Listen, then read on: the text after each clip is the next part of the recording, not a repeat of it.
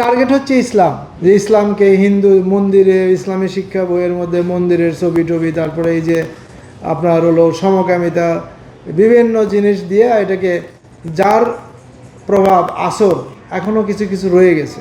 ওই শিক্ষা কমিশনে বাংলাদেশ রাষ্ট্রের শিক্ষানীতি সেটার একটা চিত্র তুলে ধরা হয়। তা আমি ওই শিক্ষা কমিশনের ভূমিকাটা পড়েছিলাম।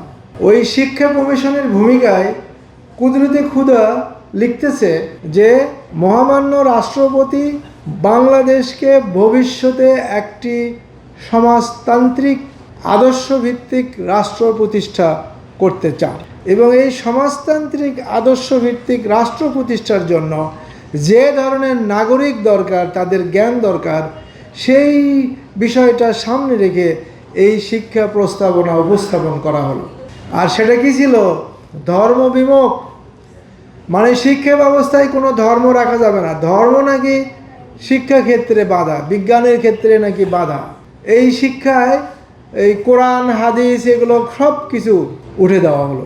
কিন্তু সেই সময়ে বাংলাদেশের মানুষ প্রতিবাদ করেছিলেন, যার ফলে কুদরতি খুদা কমিশনের রিপোর্ট শেখ সাহেব আর বাস্তবায়ন করে যেতে পারেননি।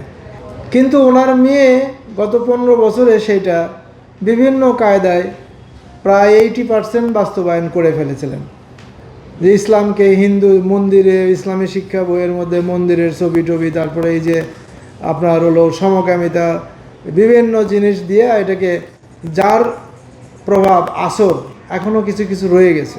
শিক্ষা ব্যবস্থাকে যে ধর্মবিমুখ খোদাদ্রোহী নাস্তিক্যবাদ দ্বারা তৈরি করার চেষ্টা করা হলো পোস্ট লিবারেশন এবং এই যে লাস্ট 15 বছরে হাসিনা ফেসিস্টের সময়। তাদের একটাই যুক্তি ছিল যে ধর্ম, যেমন তারা বলে ধর্ম আর রাজনীতি একসাথে থাকতে পারবে না। এটাও একটা ষড়যন্ত্র ওয়েস্টার্ন। তারা বলে ধর্ম আর শিক্ষা একসাথে থাকতে পারবে না।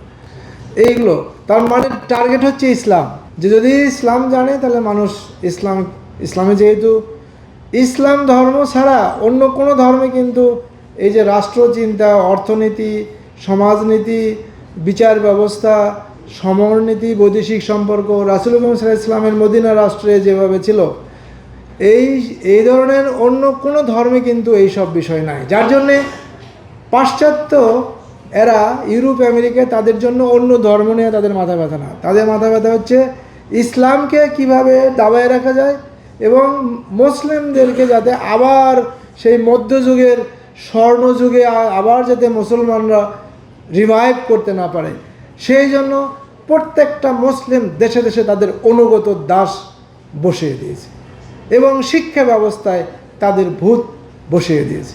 মূলত এর দ্বারা আমরা কি হচ্ছি? আমরা মুসলমানরা প্রতারিত হচ্ছি, আমরা না ঘরকা না ঘটকা হচ্ছি। আমি প্রশ্ন করতে চাই, যারা বলে যে এই ধর্ম আর বিজ্ঞান একসাথে থাকে না, তো এই যে মুসলমানরা যে এই যে আল বিরুনিরা যে এই 1000 বছর যে তারা যে বিজ্ঞান, দর্শন, সাহিত্য, শিল্প, তবে গণিত শাস্ত্র সমস্ত কিছু যে তারা করলো, তো এরা কি ধর্ম বাদ দিয়ে করেছিল? এরা তো বেশি সবাই এরা মাদ্রাসায় পড়তো এবং প্রথমে এইসব মাদ্রাসাগুলোতে কোরআন হাদিস শিক্ষা দেওয়া হতো, ইরফান তাসাউফ শিক্ষা দেওয়া হতো, তারপরে এই যে গণিত শাস্ত্র এবং চিকিৎসা শাস্ত্র সব কিছু শিক্ষা দেওয়া হতো। তো তারাই তো এই সভ্যতা বিনির্মাণ করেছে। মুসলমানরা এই মাদ্রাসার ছাত্ররাই তো এই সভ্যতার যে ভিত্তি, সেই ভিত্তি প্রদান করেছিল। শুধু ভিত্তি না, এটাকে সম্পূর্ণভাবে একটা বাস্তবসম্মত সমাজ এবং রাষ্ট্রের মধ্যে তারা প্রতিষ্ঠা করেছিলেন।